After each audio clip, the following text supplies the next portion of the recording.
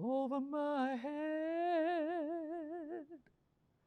I hear music in the air over my head. Welcome to Donaldsonville. This is Kathe Hambrick again, and I am the founder of this museum, which is called the River Road African American Museum, which actually opened in March of 1994 at the Texcoco Plantation on the east side of the river. That plantation caught on fire on Mother's Day of 2002, and we were offered an opportunity to come to Donaldsonville because Donaldsonville is the home of America's first elected Black mayor, and his name was Pierre Landry. There's a connection to Pierre Landry and Dillard University, as a matter of fact. He was on the board of trustees that started New Orleans University, which became Dillard University. He was also a state senator and a state representative, as well as becoming America's first elected Black mayor. For those of you from New Orleans who know L.B. Landry High School, Lord Beaconsfield Landry was born in Donaldsonville, and his father is Pierre Landry. So that puts into context for you where Donaldsonville is and what its relationship is to New Orleans. This exhibit is called The Rural Roots of Jazz. And I created this exhibit, or curated this exhibit, and started doing research on this exhibit about 20 years ago.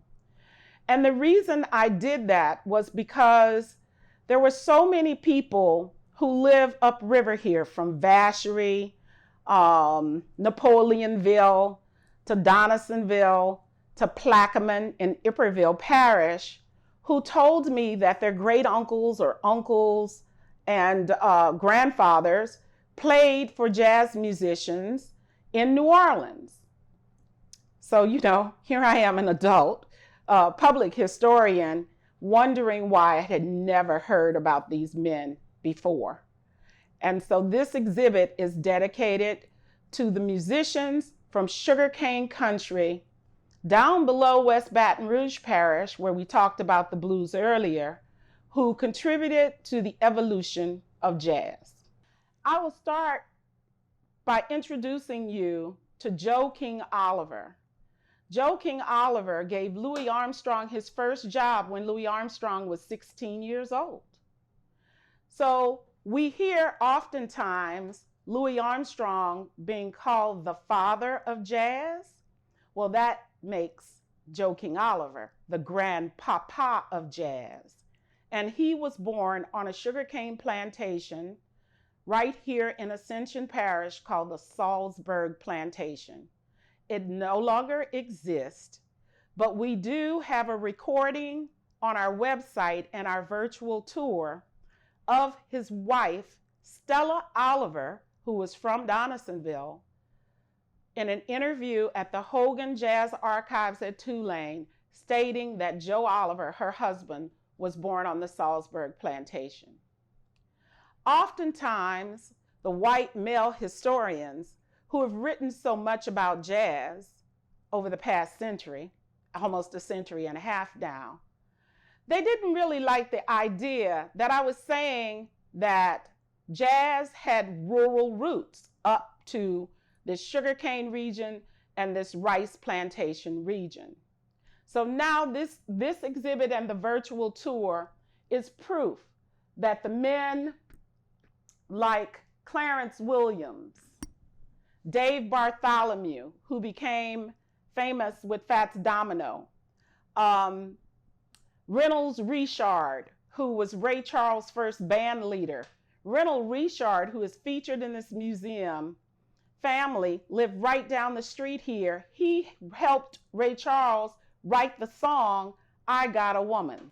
Also related to the banjo, jazz banjo or Creole banjo player, Don Vappy, who now has a band called the Creole Jazz Serenaders that play quite often around the New Orleans area. I mentioned Clarence Williams, and I think that if you are a fan of any type of music, particularly those of you who are now in music production, if you're a rapper or any type of musician or interested in the music business, you need to know who Clarence Williams was. Clarence Williams was born in Plaquemine, Louisiana, not Plaquemine below New Orleans, but Plaquemine on the west side of the river above Donaldsonville. And he was the music producer of Bessie Smith and Eva Taylor and some of those first women who sang the blues.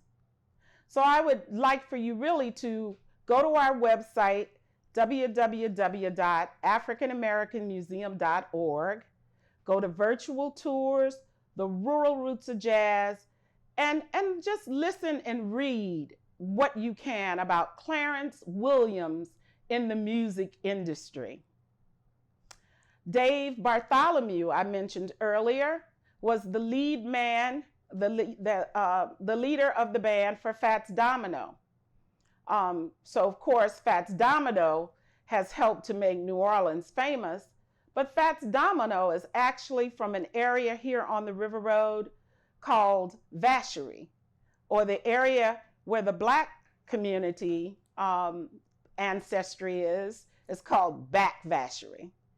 So many of the musicians who went to the city and started to claim New Orleans as their home really were born or have roots tied to the country up here on the river and the bayou. I would like to appeal to you as young people, when you become millionaires and when you become famous in the entertainment business or whatever business, I would like to appeal to you to never be ashamed to say where you're from. If you're from Magnolia, Louisiana, proudly say you're from Magnolia, Louisiana, and don't just claim New Orleans. Black history begins by you learning this history at home so that the curators and museum directors who come behind me will be able to tell your stories also. We talked about the blues in the segment that I did from the West Baton Rouge Museum. You will notice in this exhibit that we have drums, we have a kalimba, and we have some drums that we call the Freedom Drum here that was donated to us by Bill Summers. Bill Summers now resides in New Orleans, but he has traced his heritage to the Ashland Belle Helene plantation, which was owned by Duncan and George Kenner. So you know that Kenner is where the New Orleans airport is located. Well, Kenner is named after two of the largest sugar barons and largest slaveholding families in America. And Bill Summers' ancestors were enslaved on that sugar plantation. Bill Summers, if you don't, remember the percussions in the movie Roots. If you remember the scene of Kunta Kinte and the African drums as they were being taken to the slave ship, all of the African drums in the Roots, which was produced, the album was produced by Quincy Jones, is Bill Summers, and he has a Grammy Award being the percussionist for the music or percussion music in the movie Roots. He also has a Grammy for the music that you hear in The Color Purple. So as the two sisters are running through the flowers, the purple field of flowers in the movie Roots, you also hear African drums in The Color Purple. That is also Bill Summers. Bill grew up around Donaldsonville after his family left during the migration of the 50s, and they moved to Detroit. But Bill now lives in New Orleans and has a band called Los Hombres Calientes. Leo Nochentelli, one of the world's, they say he's one of the top 50 guitarists in the world. He played for the Meters. Back in the days when I was in college, we called them the Funky Meters.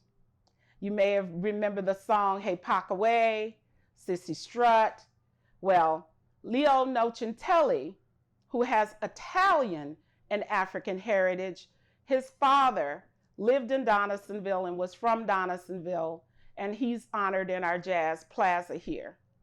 So the evolution of music from the African drums to the banjo and the guitar, we talked about the cigar box guitars, to the evolution of rock and roll, is all a part of this exhibit through the rural roots of jazz. We can't talk about music in Louisiana without differentiating between the blues and swamp blues, and also Zydeco. So swamp blues, which is the blues music that Rafe O'Neill and Silas Hogan and those musicians from the west side of the river in West Baton Rouge Parish, that music was called swamp blues. It was kind of, if you think about a mixture between country and western and the blues, when you listen to B.B. King and then listen to the swamp blues, you'll be able to tell the difference.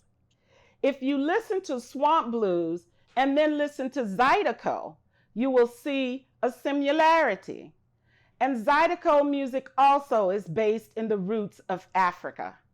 So in the rice fields and the cattle ranges of that Lafayette and southwestern region of Louisiana, the Zydeco music came up through their juke joints and their dance halls. So the equivalent of the juke joints of the blues, they had dance halls and small establishments owned by Black men, Creole men and women, who also were able to make a living, send their children to college, and travel throughout Texas and South Louisiana, playing that wonderful music, that unique music that we know as Zydeco.